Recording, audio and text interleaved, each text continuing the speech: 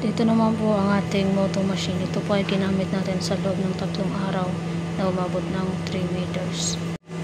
Ito po ang ating printer head. At ito naman po ang cutting head clean.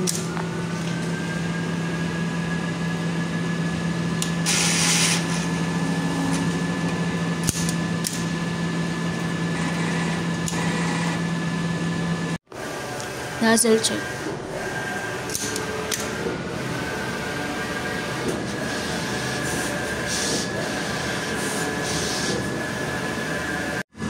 Ito naman po ang ating heat.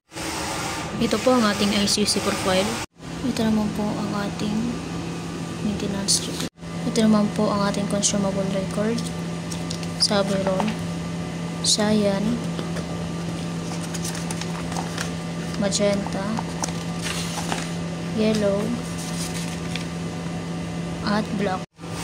Ito naman po ang ating stock ng Subliminal ink. At dito naman po ang ating used ink.